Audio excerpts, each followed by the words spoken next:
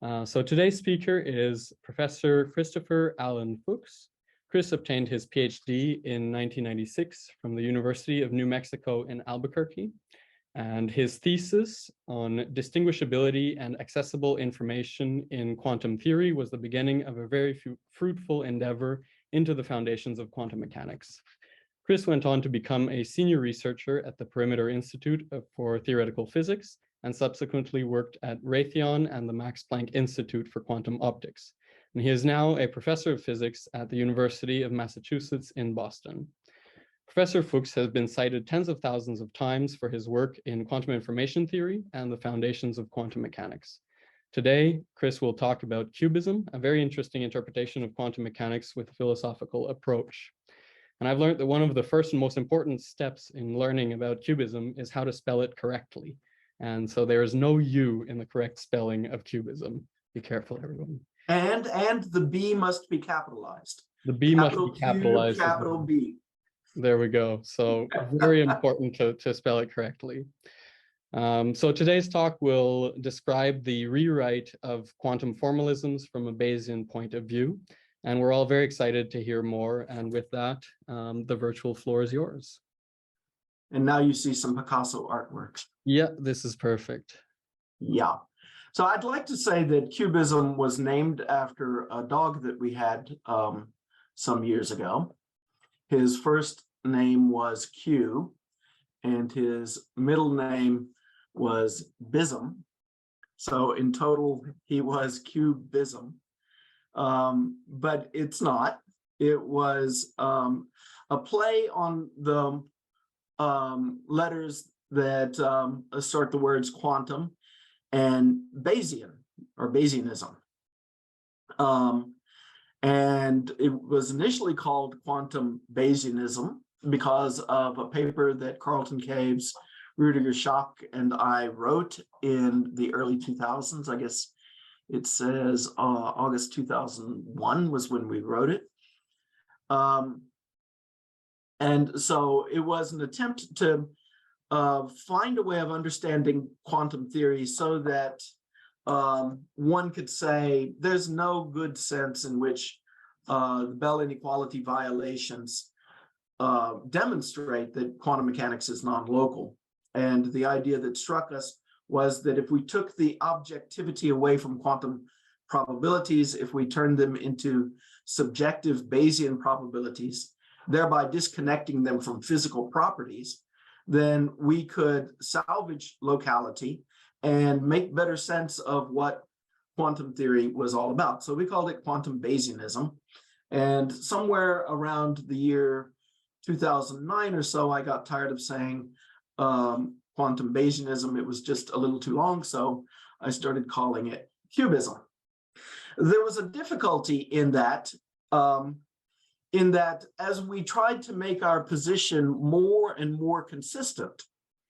So it was just the start of a research project to recognize that quantum probabilities should be understood as Bayesian probabilities.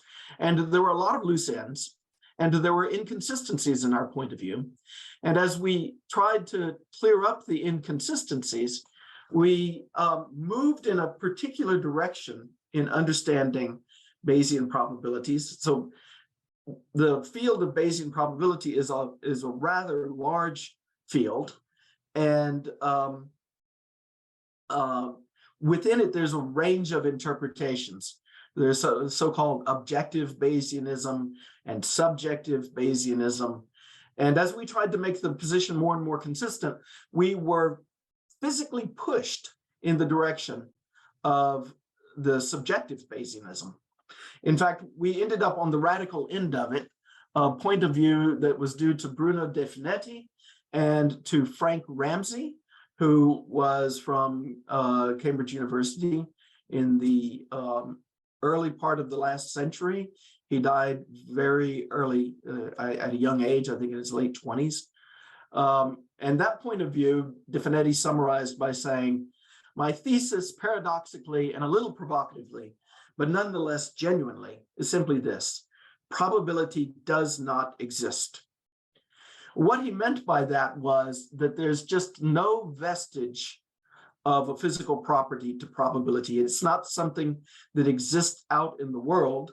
And because it doesn't exist out in the world, a probability assignment cannot be true or false. It cannot be right or wrong.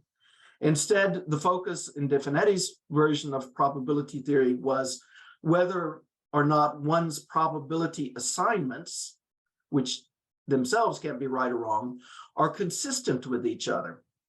If they're not consistent with each other, then there's something wrong about the assignments in total. So he removed the idea of a probability being right or wrong to whether they are related in a right or wrong way. Well, this upset a number of Bayesians who said we had no right to be calling our point of view quantum Bayesian. So for a while, QBism was lonely for what its B could really mean. We didn't mean to create such animosity in the Bayesian community until, I don't know, maybe 3, 4, or 5 years ago, I ran across a letter from former United States Supreme Justice Oliver Wendell Holmes Jr. He wrote a friend in 1929 about his philosophy. And he said, Chauncey Wright, a nearly forgotten philosopher of real merit, taught me when young that I must not say necessary about the universe, that we don't know whether anything is necessary or not. So I describe myself as a bet-abilitarian. I believe that we can bet on the behavior of the universe in its contact with us. When I first saw that, I was just beside myself with joy because it actually seemed to capture all of the aspects of QBism that we had been emphasizing, that what quantum theory represents is a better way to bet. A better way to bet on what? Not on what reality is, but a better way to bet on how the universe comes into contact with us. So quantum theory is not precisely about what's out there, and it's not precisely about what's here, but it's rather about the contact between the two. So I loved that. So you might think that QBism stands for quantum bet-abilitarianism, but there's no denying that that's a really ugly word. So ultimately, we just came down to the point of view that QBism just stands for QBism, much like KFC stands for KFC. Once upon a time, it stood for Kentucky Fried Chicken, but those days are gone, and now it's just KFC. Similarly, QBism is just QBism, and the main message is that one should think of it as a magic pistol for shooting down various quantum conundra, or at least it's an attempt to do so. But also, one should think of it as a basis for new physical questions that wouldn't have been asked otherwise, and ultimately the basis for finding new physics, stuff that we haven't found yet. So it's a point of view or a worldview constructed in the hope that by taking this worldview seriously, one will end up with some new equations in physics one day. And that, to some extent, is what this talk is going to be about, a new way of expressing the equations of quantum mechanics so that they take on a form that might surprise you. If I could invent a single metaphor for QBism, I think that it would come down to something like this. Leonard Savage, one of the founders of, or not one of the founders, Bruno de Finetti and Frank Ramsey were the founders of subjective Bayesianism. But the person who really put it on the map was Leonard Savage, a statistician who had a kind of conversion in his life from taking the frequency point of view of probability all the way to subjective Bayesianism. And he wrote a book called The Foundations of Statistics. This was the first real book on how to make better decisions. Another one of his books was titled How to Gamble If You Must. So think about the book. The book is a handbook for making better decisions in your your course of life. If you look in the front of the book, it doesn't tell you what it is that can be a decision maker. Nowhere in the book, if you look in its calculus, will it tell you how to derive what a user of the book would be. It doesn't tell you, oh, a user can't be an amoeba, but it could be a dog. Or it doesn't say, no, it can't be a dog, but it could be a human. Or it doesn't say, no, you have to have a PhD in physics to be a user of this book. The point is that the book is a manual that's available for those who can use it, whatever they are. QBism views the observer in quantum mechanics as basically that. It's an entity that comes around before the theory of quantum mechanics. It doesn't need to be specified. Quantum mechanics is like this book. It's how to make better decisions in a world of a certain character. So QBism views the formal rules of quantum theory as an addition to this book. So you might think of it this way. In the first edition of Savage's book, it was just about decision theory in its broadest concept. But maybe if he had the opportunity for a second edition, he would write an appendix titled How to Gamble If You Must in Love and Marriage. There will be some particular details about love and marriage that would go into making better decisions that can be added to the basis of all of decision theory. So that's one appendix. Another appendix might be how to make better decisions in the stock market, understanding the mechanics of the stock market. Maybe there's some extra rules that you can add to making better decisions. And maybe appendix C is how to make better decisions when the world has a kind of quantum character, whatever that might mean. So we take the point of view that the formal rules of quantum theory are an addition to this book. How to gamble if you must in a participatory universe. By participatory universe, I mean this thing that Oliver Wendell Holmes Jr. meant, that the theory is about the contact of the universe with each of us, with each decision maker. How to gamble if you must in a participatory universe, and you must. It may come as no surprise that philosophers of physics generally hate the point of view. It wasn't in their coursework when they were first discussing philosophy, and it impinges on philosophies that aren't part of the standard curriculum of philosophy of physics. And to my ear, their main complaint is, wah, wah, wah, you don't believe wave functions are real. They're clearly real, so we're not going to pay attention to QBism.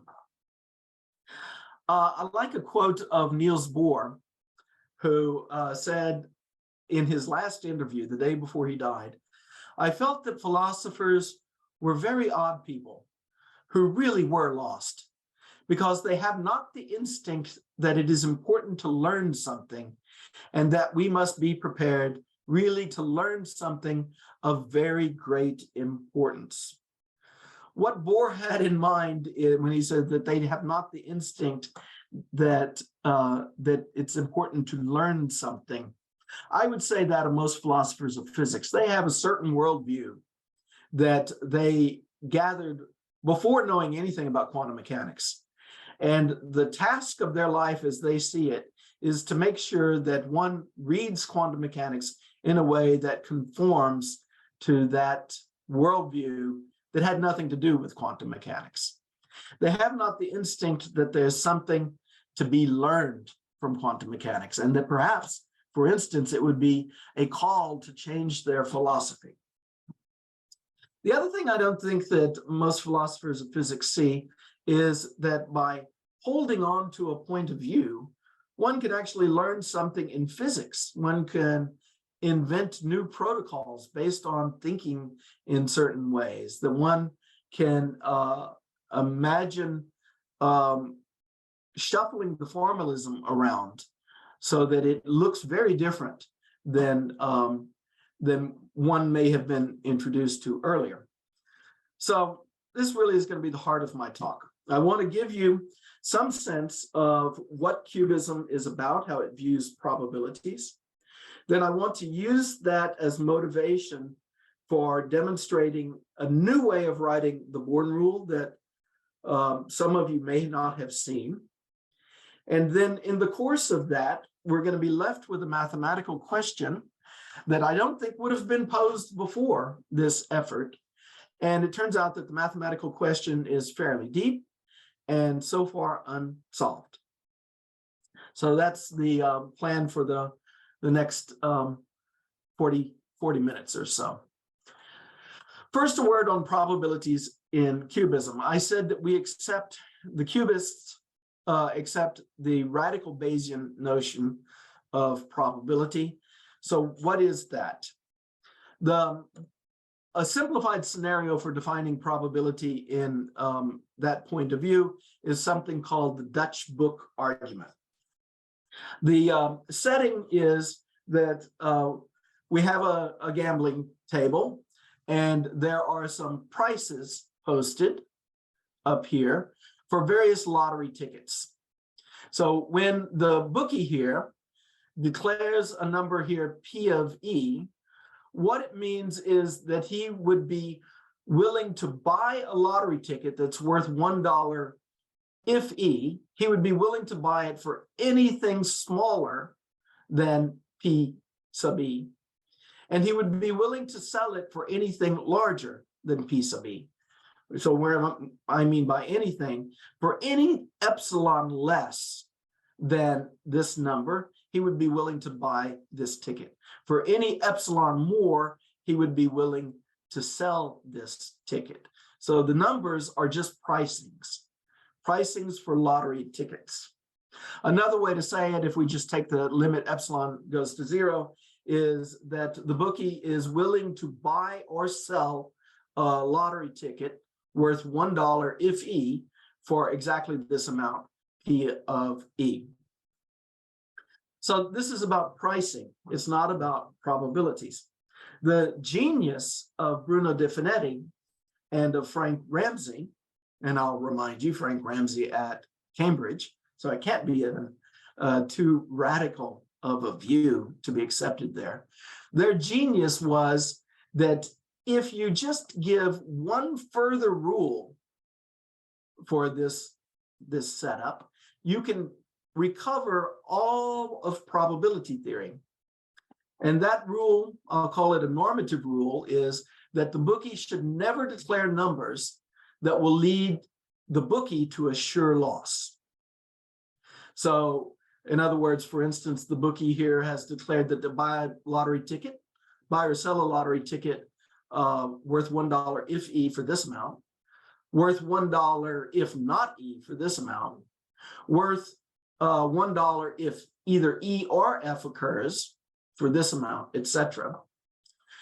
If the bookie hasn't adjusted their probabilities so that they conform to the standard calculus, then a gambler can walk up to the bookie and say, oh, I want to buy some of these tickets, and I'll sell you some of these tickets and buy so many of these tickets and so forth, in such a way that no matter what happens, whether E or not E happens, F or not F happens, no matter what happens, the bookie will have a sure loss. If the bookie has his numbers adjusted according to what we think of as the usual rules of probability theory, then there's no way that a gambler can force the bookie to a sure loss in a single trial. He might or might not have a loss, but he can't force it to be a sure loss. So this was really a very nice thing to come about. What one sees is that the rules of probability theory are really about not making stupid bets. Now, why a normative reading? So what I mean by normative reading is, let me go back to this, is that the bookie should strive to make this relation hold. and should strive to make this relation hold. Maybe they can with their actual valuations, or maybe they can't. The reason is that it could be that the bookie has come across the value of the F tickets by reading, for instance, and studying very carefully the Boston Globe newspaper, which is good about talking about this event F. And maybe the bookie has come across this assignment by studying data tables that they find in the London Times or something, and maybe these from the Austin American Statesman down in Texas. Generally, except for in textbooks, these numbers will not necessarily fit together according to the equation that you see in front of you.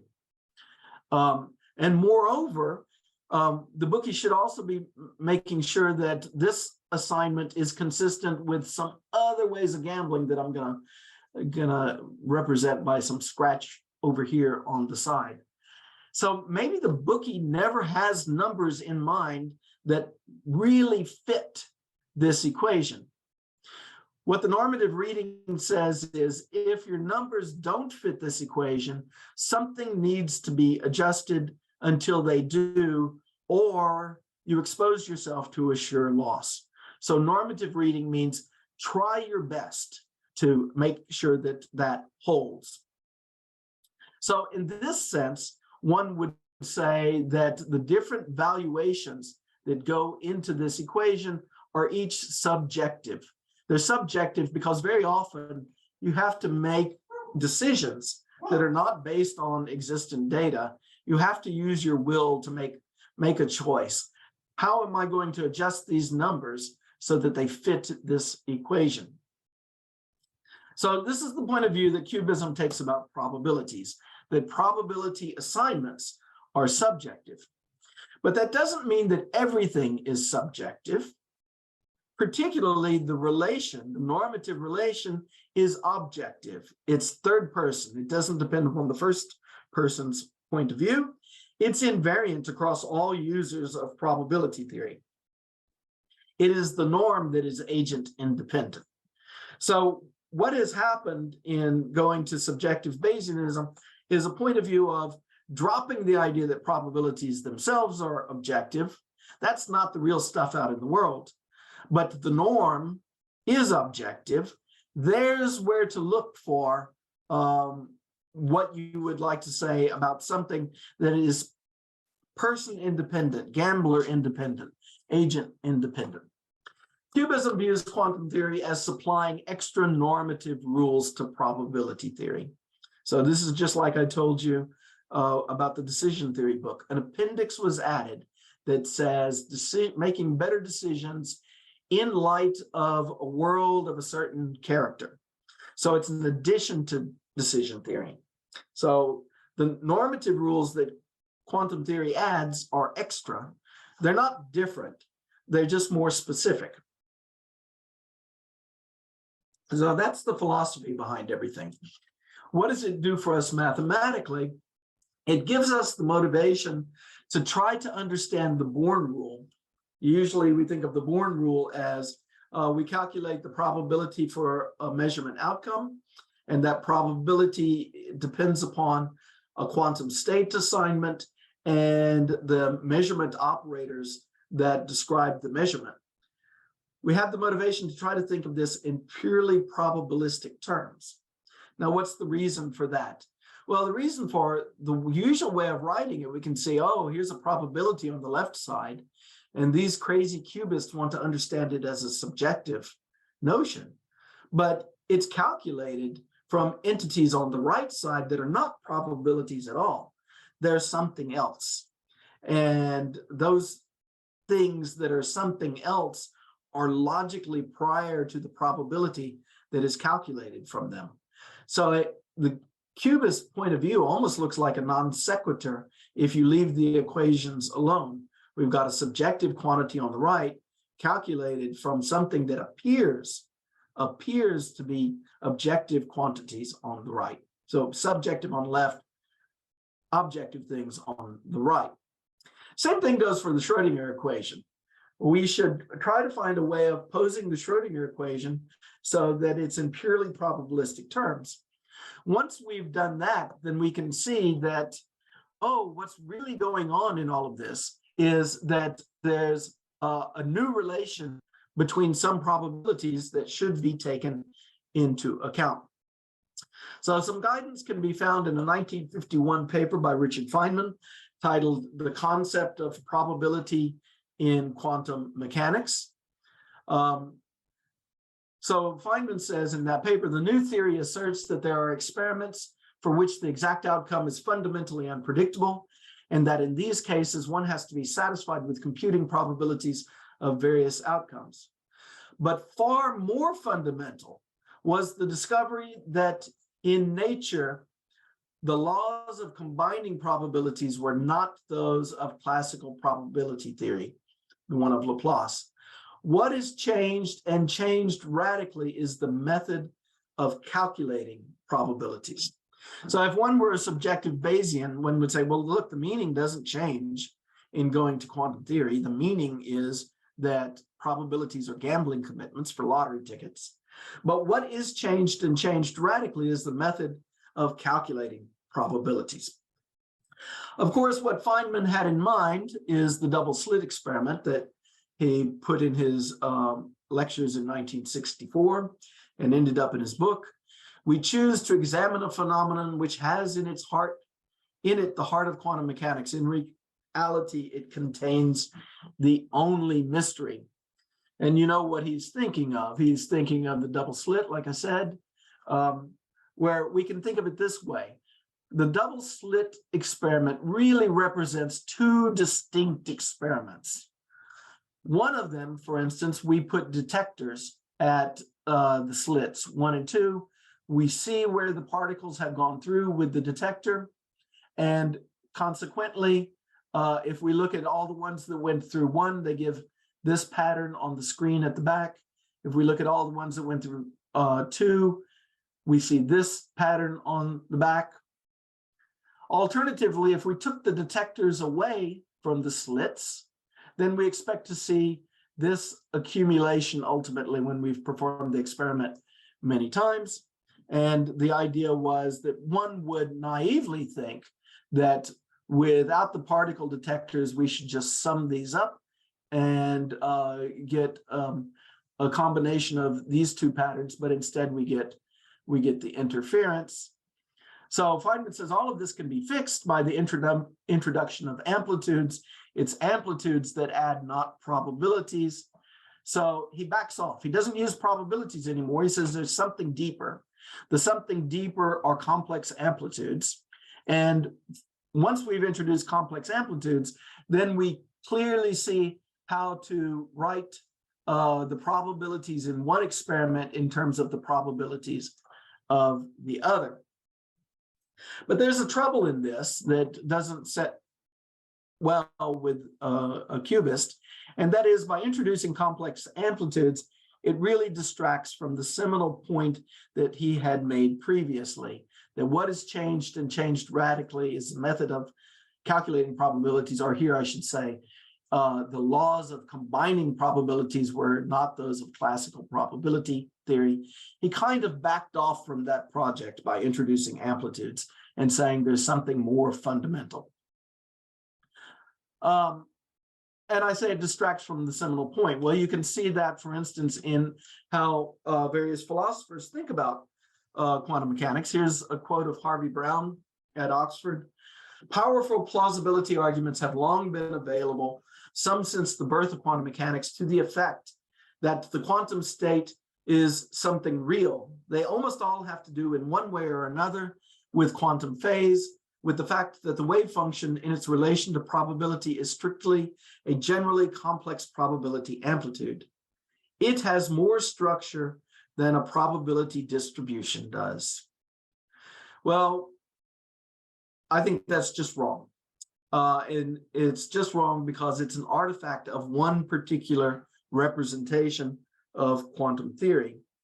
What the remainder of the talk is going to be about is finding a class of representations that don't use complex probability amplitudes. And instead, one sees that it is really about how to combine probabilities. So let me show you that. This is something I'm metaphorically going to call the d-squared non-orthogonal slits experiment to make a connection to Feynman's double slit. But don't really take that too seriously, that it is really about non-orthogonal slits. Here's what the scenario is. So we have a quantum system, and in everything that I'm going to talk about today, I'm just going to consider finite dimensional quantum systems.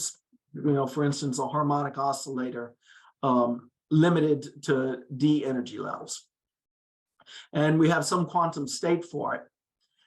The quantum system is going to go into a measuring device, something that I'm going to call a reference device, whose outcomes are measurement operators R sub I, and they will occur with some probability P R sub I if the switch is on. If the switch is off, then the quantum system just goes straight through and nothing happens to it. But in the case that the switch is on, we get a measurement outcome here, and then the quantum state is sent, the quantum system is sent on its way in some new quantum state, sigma I, and then it goes on to a further measuring device who's described by measurement operators E sub j, and we can tabulate the probabilities for getting these outcomes, E sub j. We can also tabulate the conditional probabilities of getting a j outcome here, having gotten an I outcome over here. Again, if the switch is on. Well, okay, this is the setup that I'm going to consider. It's a generalization of the double slit in the following way. You can think of the intermediate measurement, the R measurement, as being like putting detectors at the slits, and the final measurement as being like checking where the electron shows up on the screen. So it's a kind of conceptual generalization of the double slit experiment. Now, what kinds of measurements am I going to allow myself to use for this? Well, for this box over here, in place of the screen, I'm going to allow any kind of measurement that is allowed by quantum theory. This one over here has to be a special measurement. So the general scheme is this thing here will be a fixed minimal informationally complete reference measurement, and I'll explain what that is in a second. This over here can be any measurement whatsoever. So in the double slits, this was just detectors at the slits. That would not count for this definition that I'm about to tell you. So this really is a more complicated setup. And the screen was fixed. You could only measure where the particle showed up on it. You didn't, for instance, do something like Fourier analysis first. But in this setup, this can be any quantum measurement whatsoever. So what is any quantum measurement whatsoever in quantum information world? I think everybody at this talk probably has a background in quantum information. Any collection of positive semi-definite operators that sum to the identity can correspond to the outcomes of a measurement. So we can have measurements with any number of outcomes, any finite number of outcomes in this talk. And the outcomes of the measurement are described by Hermitian operators whose eigenvalues are non-negative. And we have the condition that the measurement operators must sum to the identity. This is called either a generalized measurement or a positive operator valued measure. So that's what can be on the far right screen, any quantum measurement here. So any set of operators E sub j that are positive semi-definite and sum to the identity. For the reference measurement, I want to introduce something that I'll call a meek, M-I-C, meek. A measurement is said to be a meek or minimal informationally complete if the operators in the collection that describe the measurement form a basis for the space of all operators. They generally can't be, not generally, but never can be, an orthonormal basis, but one can have non-orthogonal bases that satisfy the constraints that we need for this. namely that they be positive semi-definite, and that if they're going to be a basis for the space of operators, then the number of elements in this kind of measurement has to be the dimensionality of the space of operators. So if the original quantum system is of dimension d, the space of operators is of dimension d squared. So we need d squared elements in this set. So let me go back to the setup. Here's what we've got. Quantum system in a quantum state row goes in, measurement is performed. If the switch is on, a new quantum state comes out and it goes to the final measuring device. Now I want to play the following conceptual game. Suppose I go to my diagram and I take an eraser and erase the quantum state row. And I go to the reference device and I erase the operators that I have displayed here. And I erase the subsequent quantum states. So I've erased everything with a little hat on it in this diagram. And the only thing I leave behind are the probabilities. So we've got this kind of picture. It's the same diagram, but I've erased the quantum state. I've erased the measurement operators, and I just have the probabilities associated with what I'll find in these two measuring devices. Can I still say how the probabilities should be related, given that I've thrown away their quantum mechanical origin? All you have displayed in front of you are the probabilities, not their origin. You don't see that they come from quantum theory. And the answer is, yeah, of course you can. They have to satisfy the usual law of total probability, the one that you find in your probability theory textbooks, just because if they didn't, a gambler could walk up to the bookie who has posted these numbers and force the bookie to assure loss. So this comes from the regular Dutch book argument. It doesn't matter whether the probabilities arose from weather prediction or whether the probabilities arose from making quantum measurements. It's just that it's about keeping oneself from being exposed to assure loss. So everybody should be familiar with this combination of things. I'm going to introduce a vector notation for the rest of the talk, where I think of the left-hand side here as components of a vector, and the right side is basically expressing a matrix multiplying another vector. And so I get this compact way of representing this. Vector equals matrix times old vector. Okay, so that's what happens if we turn the switch off.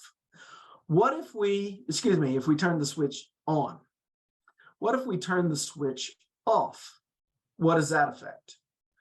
Well, now the measuring device in the middle isn't doing anything.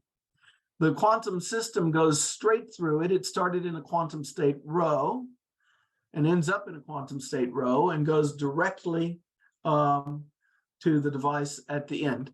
This is like having taken the detectors away in a double slit experiment. Now the guidance for calculating probabilities is the Born rule. There weren't any intermediate probabilities to talk of, like we had in the previous case. There are no probabilities for the outcomes R because the R measurement has not been performed. And as Asher Perez said, unperformed measurements have no outcomes. So it looks like quantum theory is giving us guidance for probabilities, but from something else than something like the Dutch book argument. So I say, and that's because this is not a relation between probabilities. Or is it? Or is it? Well, there was something interesting here in the original formulation. This was a basis for the space of operators. And actually, I didn't mention it, but I'm also taking the sigma i's, the outputs, as a basis for the space of operators. That means I can re-express my quantum state row in terms of the Ri, because it's a basis. This is a vector in a d squared dimensional vector space. This is a basis for that vector space, and this is a basis for that vector space. And when you do that and plug it into the normal way of expressing the Born rule, and you shuffle some things around, a simple manipulation recasts the Born rule in this form. The quantum probabilities for the final measuring device are determined by the probabilities that we saw earlier in the diagram, but now there's a special matrix in the middle between them. I'll call this the Born matrix. The Born matrix is determined by all the characteristics of the reference measurement. So now we have an expression for the Born rule, calculating the probabilities that we need in the case when the switch is turned off. It's completely general. It works for any quantum measurement E. It has no operators, not obviously so in this expression, and there are no complex numbers in it. So let's look at it again. So here it is. This is the Born rule. And it's key that this phi matrix is not the identity. If phi were the identity, then this would be identical to the usual law of total probability. But the phi matrix is not the identity. What we see here is that the numbers on the left refer to one experiment, the switch off experiment, and the numbers on the right, the probabilities, refer to a completely different experiment, the switch on experiment. This doesn't contradict the law of total probability itself, because the law of total probability is only about the switch on experiment. So I want to say that this is Feynman's point modernized. It's not really the double slit that contains the only mystery of quantum mechanics, but instead I would say that if we generalize it to this case, getting this kind of expression for how the probabilities combine, that in fact does contain the only mystery of quantum mechanics. And the reason it does is because it's a completely general expression of the Born rule. And if I had more time to talk about it today, I could rewrite the Schrödinger equation itself in exactly these terms and end up with exactly the same equation. So it captures measurement and it captures unitary evolution in one go. The old Born rule is still visible in the new formalism. We got the quantum probability on the left. This entity here, this matrix, represents the measurement operators, the ones at the final measurement. And this vector here represents the quantum state in a hidden way. But now, instead of seeing complex operators with complex entries, everything is a probability or a conditional probability. As with all probabilities, QBism says all of these probabilities are subjective. It may be difficult. One may end up with this probability assignment from one set of considerations. One might get these from another set of considerations, and this even from something else. And it's the task of the physicist to make sure that they are all consistent with each other according to this relation. The implications of this for the quantum philosophical debates run deep. For instance, notice that I said this represents the measurement operators, but yet, according to QBism, this is a subjective quantity. So this wipes away the old picture that Niels Bohr would like to give to what a measuring device is. He would always draw measuring devices as these very heavy objects bolted to large lab tables so that you could see that these things are firmly classical and live in the classical world. From the point of view of QBism, though, this thing is equivalent to a probability assignment, and a probability assignment is a subjective assignment. Different agents might make different assignments. So a measuring device even has the character of a quantum state. But not everything is subjective. Namely, this relation between all of the probabilities is third personal, it's invariant, and it suggests that if you want to find a statement of what quantum theory is really telling us about reality, then the thing is not to study the quantum states and make up crazy stories, for instance, about how the world is splitting in every microsecond into many universes, but rather that one should focus on why do we live in a world for which this relation should hold, something of this form.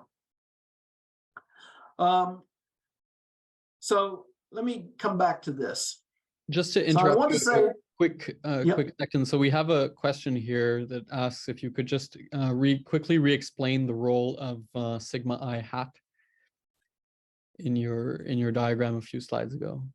sigma I hat, sure. I thought you were going to stop me instead of asking me a question. No. I don't have much. I don't have much more to go, but Okay. Sure. Just a quick, So quick. The sigma I hat. Okay, so what happens is you normally think of a quantum state goes in here, a measurement is performed. When the measurement is performed, it's going to modify the quantum state. A new quantum state will come out. For instance, if one uses the von Neumann collapse rule or a generalization of it called Luther's rule, then we have the rho going in, and then the new state coming out would be the Ri rho Ri. So there's going to be some new quantum state, a collapsed quantum state coming out, and we're going to make the assumption that just as this set of operators form a basis for the space, this set of operators will also form a basis for the space. Particularly if the Ri's are rank 1 operators and we use the Luther's collapse rule, then we'll get exactly this property. But this is a bit more general than just using the Luther's rule. So I hope I've said enough about that.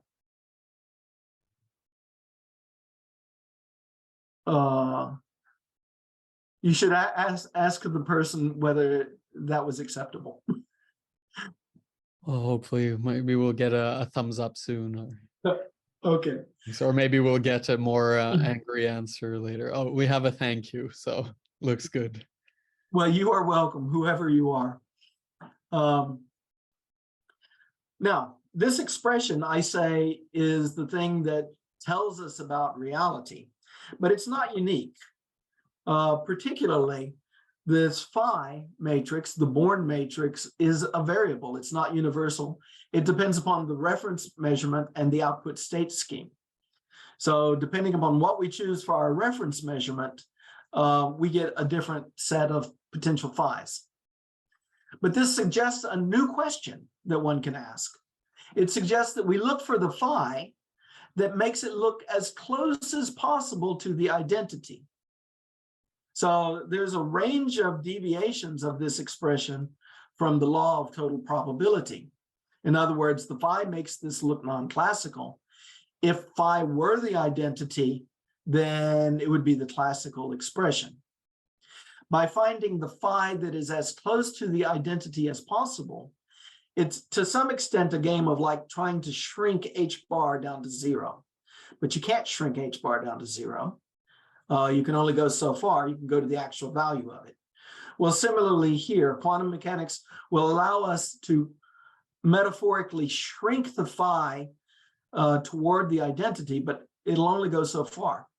And when you have found the I that gets us closest to the identity, then I want to call that the essential quantumness of the Born rule. It's minimal deviation from classical lines of thinking.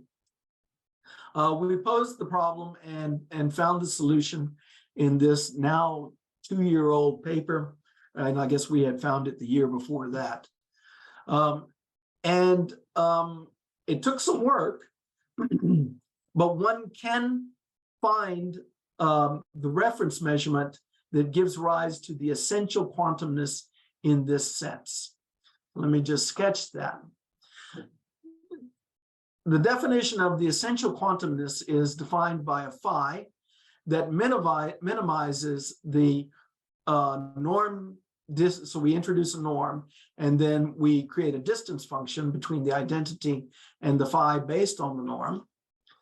And you can prove that that is minimized if and only if the reference measurement consists of rank 1 operators, and the quantum states that come out of the reference measurement are gotten by using Luther's rule.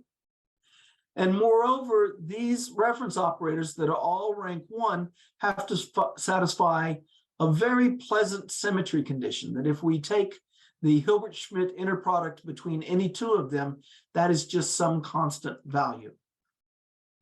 When you do that, then the Born rule becomes this nice expression. This time I'm not using the vector notation. If the Born rule were the law of total probability, then we wouldn't have this dimension plus 1 term, and we wouldn't have this minus 1 over d.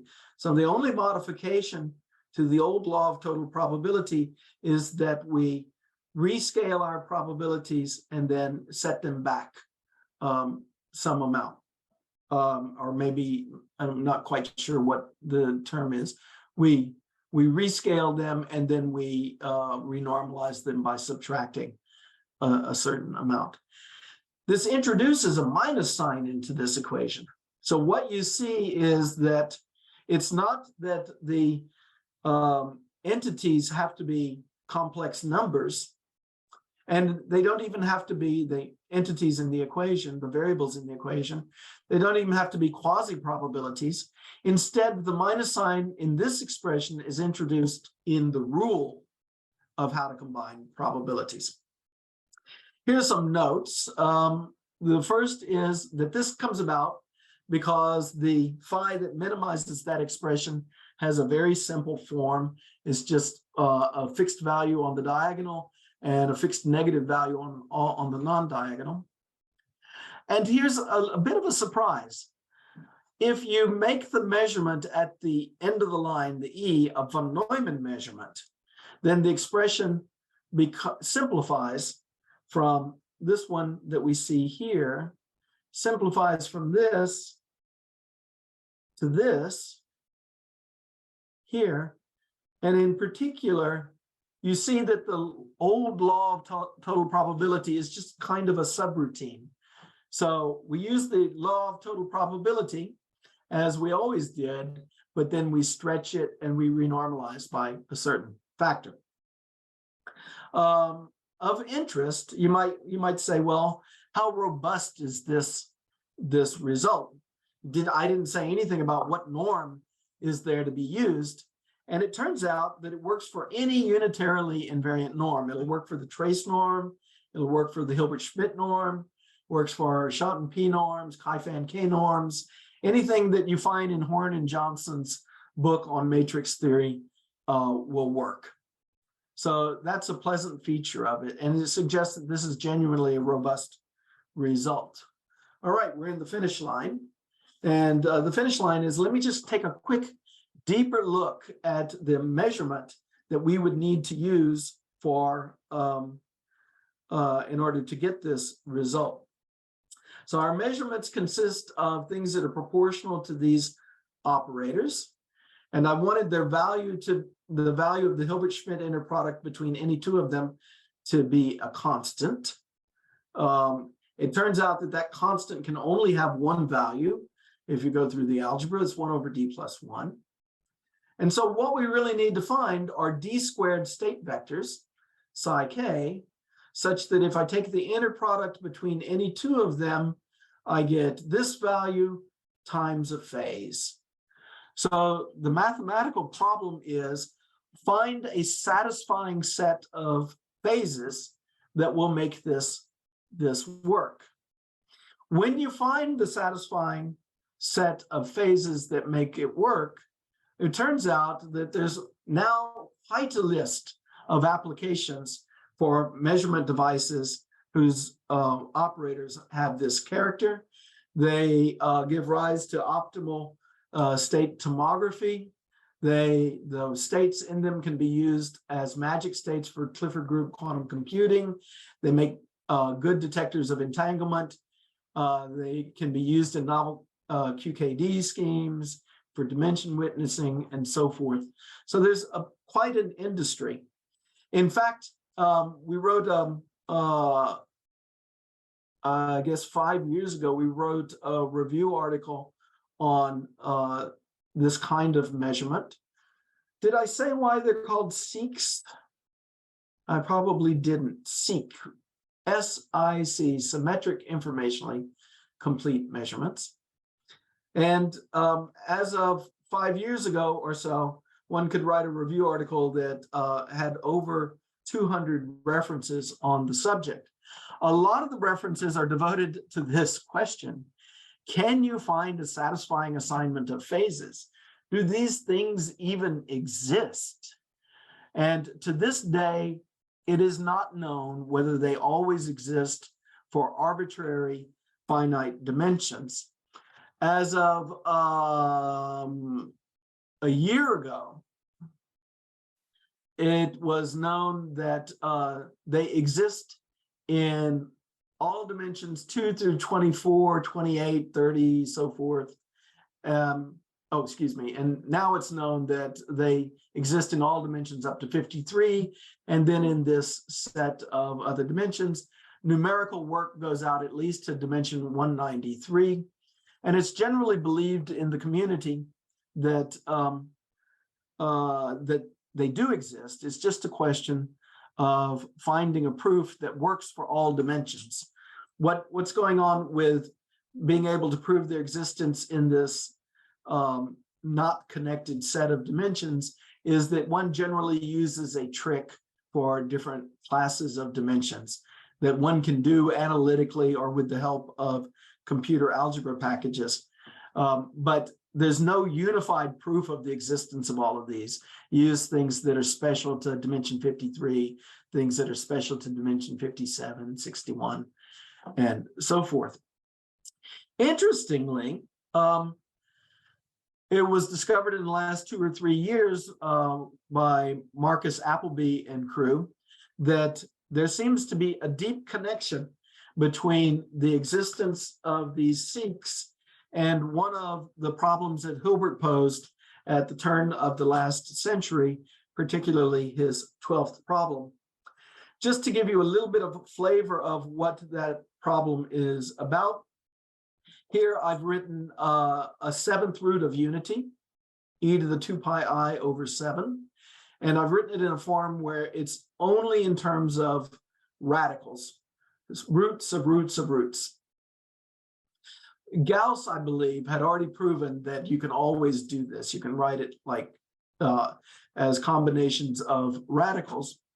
What's very nice about introducing the transcendental function e to the x is that one can take this thing that is a horrible expression in terms of radicals and find a very compact expression of it in terms of a transcendental function. Hilbert's 12th problem was about not using roots of unity for the number field, but general algebraic number fields. And it turns out that there is a class of number fields that correspond to the seek existence problem. And if one can prove the existence of a transcendental function that does the work of the standard exponential for that number field, then one will have proven seek existence. Now, what do we make of this? Let me just end with this. Why would the representation of the Born rule that it exhibits its essential quantumness, that makes the difference between the equation of the Born rule and the equation of the law of total probability, the minimum one, why would that care about Hilbert's 12th problem? Nobody knows the answer, but I showed this as an example of how QBism has pushed into existence a question in order to make progress in the quantum foundation wars. And it's led to something that's a mathematically interesting question. And in that mathematically interesting question, one might well find something new to do with the formalism and quantum mechanics that that one couldn't do before. So why should this question have anything to do with Hilbert's 12th problem? Well, most of the philosophers I know would say, wah, wah, wah, we don't believe wave functions are real. They wouldn't care about this question. But a physicist, I say, might smell that there's an opportunity to, like Bohr said, learn something of very great importance here. Thank you for your time. The end. All right, thank you very much for this presentation. And if anyone has questions, just drop them in the Q&A section or the chat section, and I can either ask them on your behalf or I can promote you over to a panelist. I see we already have one question by Alex Lasek, who asks, this question relates to a few slides ago on the essential quantumness. So are the P of R sub I just completely arbitrary and not dependent on rho, other than they all add up to 1? Are the Ri independent of rho? Yes. Well, the P Ri, are they not dependent? Are they dependent on rho, or are they completely independent of rho? No. So using a density operator is one representation of things. Using the P of Ri, it's in one-to-one correspondence with that other representation. The difference is, in this representation, there are no complex numbers. It's not a matrix, it's a vector. So yeah, absolutely, P of Ri depends upon rho, and rho depends upon P of Ri. They're in one-to-one correspondence. So they're just different representations of the same thing. But the point that a QBist would take from this is, I already believe that P of Ri is a subjective quantity. It's a subjective assignment, a probability, a gambling attitude. And if P of Ri is in one-to-one correspondence with rho, then it must mean that rho is also a gambling attitude. It's just a different representation. So it's an attempt to give an argument that it's natural for us to assume that quantum states, in terms of density operators, are subjective assignments, even when they're pure states. All right, thank you. While we wait for other questions, I have a question myself as well. So in your diagram of this box that attributes a measurement or not, and then a later measurement that is applied, and you go over, this, so even if the box is turned off and the state passes through completely, we know that quantumness is added because the measurement would have been in the basis of the state.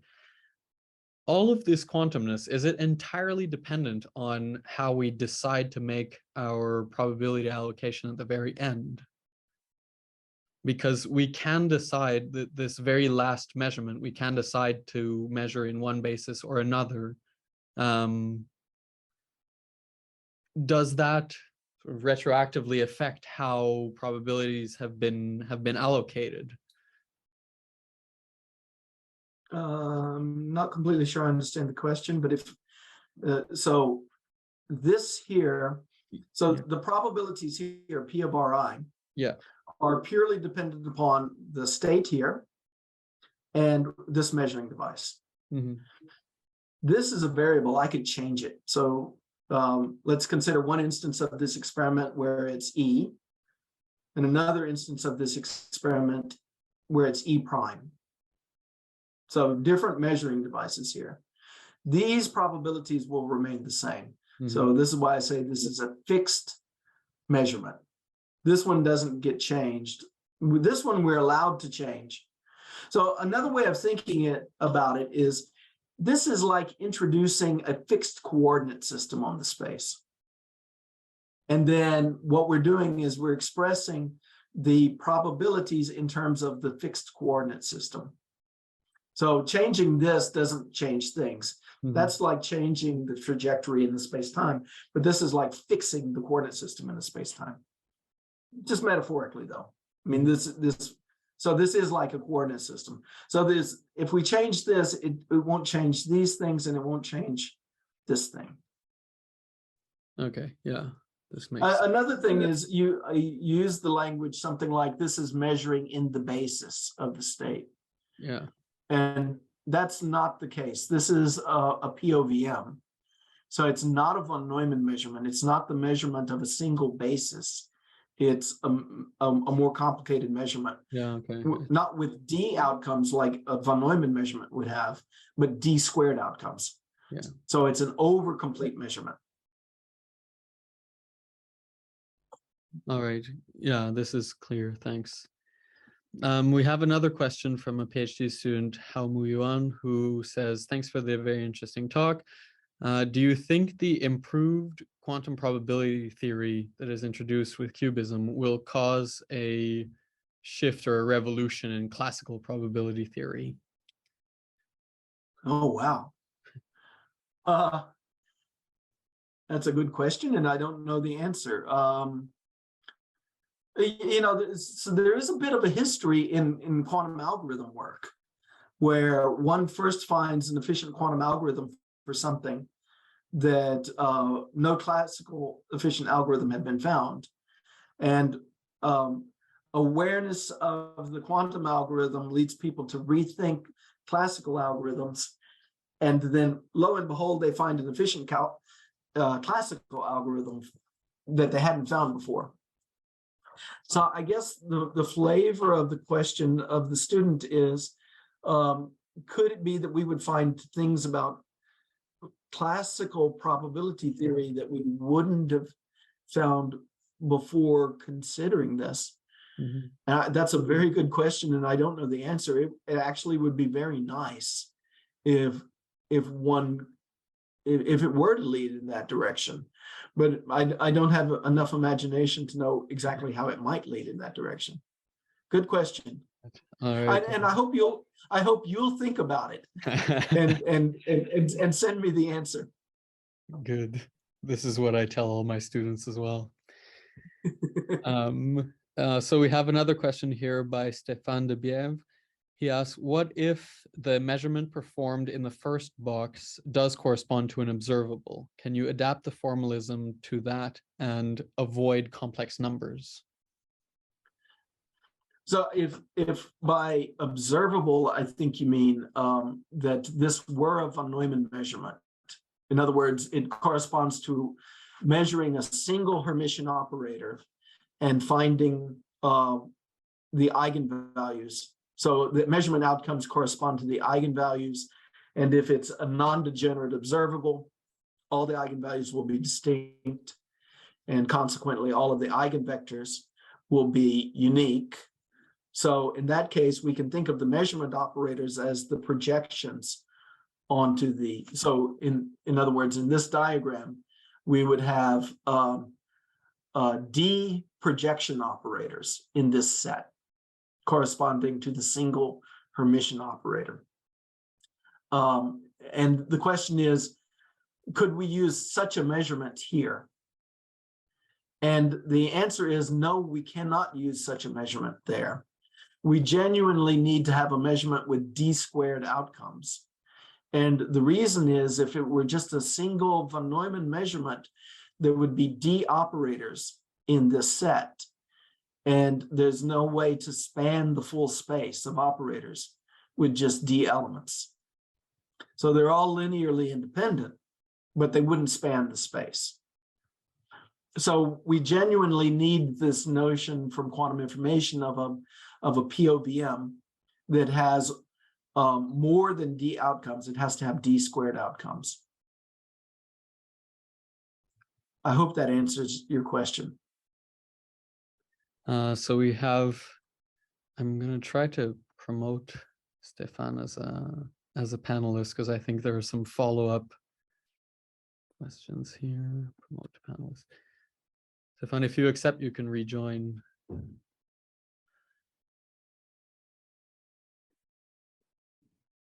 Someone's Hi. there. Hello. Yeah. Hi. You hear me? Yes, I can hear Yes. you. Oh, very good. Well, thank you very much for a very interesting talk that I'll have to think about more. I have indeed a follow-up question. I was the one who just asked the question about the von Neumann measurement. So I agree with the way you described it. But this is precisely the thing that Feynman thought about when he talks about adding amplitudes and then computing the modulus squared. And that's how you get interference effects.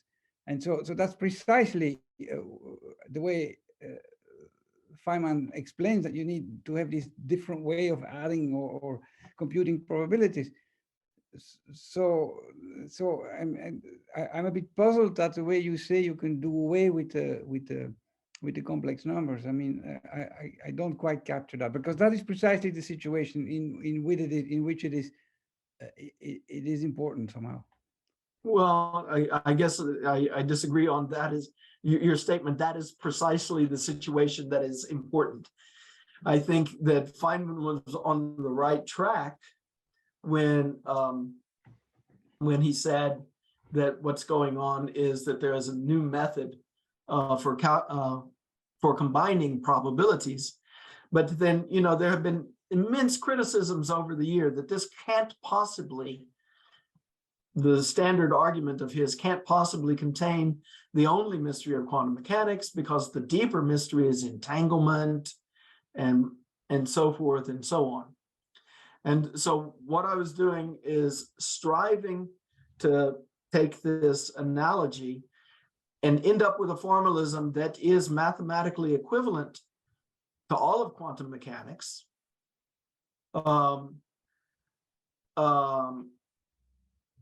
And yet it has no complex numbers. So yeah, you're right. In this situation, if one fixes on this kind of subset of thinking, one can express the Born rule in terms of how to add amplitudes and so forth. But you can think of a different situation that captures every usage of the Born rule, namely right here. This is every usage possible of the Born rule. We have a quantum state, it can be any quantum state, and we have a quantum measurement, it can be any quantum measurement, and the Born rule says you combine them according to this. So that's every possible use of the Born rule, every possible quantum state, every possible measurement, and we found a way of expressing that purely in terms of probabilities without amplitudes. So maybe a way to put it is the particular experiment of Feynman's conceptual experiment. He shows you can do things with complex numbers in that case, but it's just one particular experiment. And here's a general schema that works for all experiments. I have to think about it some more, because the general scheme that you describe, you seem to have said that it does not apply to that particular experiment. And that's what I'm puzzled about, because there are not D squared independent projectors. There's only D of them. Yeah. So I guess so in that sense, all I'm really saying is this formula here, you will agree it works for all possible quantum mechanical experiments, I presume. Yes. This formula that works for all possible quantum mechanical experiments can be thought of as this two-stage thing and rewritten this way. This is not the same two-stage as Feynman. It's a different two-stage. It just took its inspiration from Feynman's way of talking. Okay. But this particular formula that's now on the board does not cover the Feynman type experiment. Yeah, because his is a different two-stage experiment. Okay. A different kind of two-stage experiment. I mean, in Feynman type experiment is a prototypical interference phenomenon, right? There are many other experiments of that kind. Much more concrete. Well, no, there's many other of that kind, with spins, with all kinds of things. Well, like you, I will think on this. Thank you. But anyway, I enjoyed it very much, and I will listen to it again, I think, when it comes out on the YouTube channel. That they have Thank out you. there. Thank you very much. All right, Thank great. you.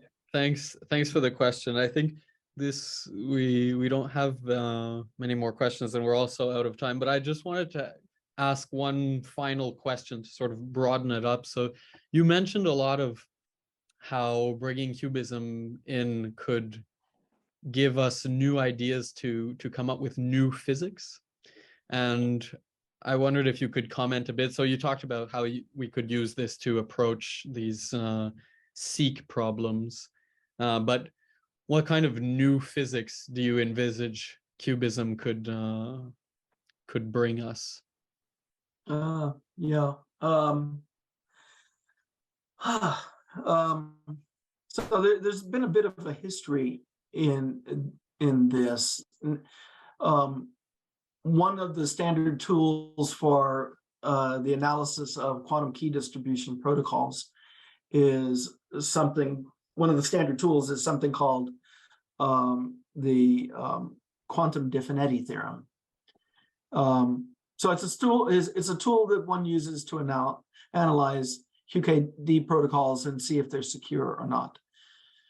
But what was the origin of the quantum Finetti theorem? It was these QBists who had to make sense of what means doing quantum tomography and measuring an unknown quantum state. A QBist would say, well, what? The notion of unknown quantum state doesn't make any sense, because a quantum state is someone's knowledge. So what can it mean to find an unknown quantum state? That led to the quantum Finetti theorem. It was a way of re-expressing the quantum tomography problem so that it was always about just one person's knowledge and there is no unknown quantum state. So is that new physics? Well, it promoted something into being a tool that could be used for other physics.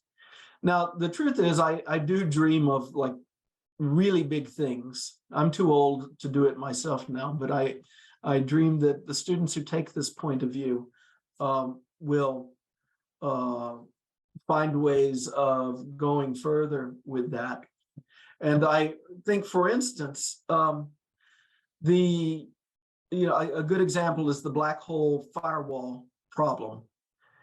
I don't quite see exactly how to do it yet, but if one takes the point of view that quantum state assignments are subjective, then my colleague Blake Stacey has given a sketch of an argument that says, if you take that point of view seriously, then the black hole firewall problem is just a species of Wigner's friend problem. And QBism has successfully analyzed Wigner's friend. And the hope is that consequently, QBism will successfully analyze the black hole firewall problem and see that it disappears. So I think that's kind of an example of what you're asking for. Yeah. But, details yet to come. Of course. Well, there we go. We've got something to look at. All right. Well, thank you very much again. Thank you, everybody in the audience. And yeah, if ever you're in the UK, you should come visit Cambridge, and we'll give you a lab tour, take you out to dinner. And that'd be wonderful. Yeah. I'd feel the spirits of all this Nobel Prize. Exactly. We can walk you through the corridor with all the pictures of the Nobel laureates. All right. Well, thanks again, and to everyone in the audience, we'll see you again next week.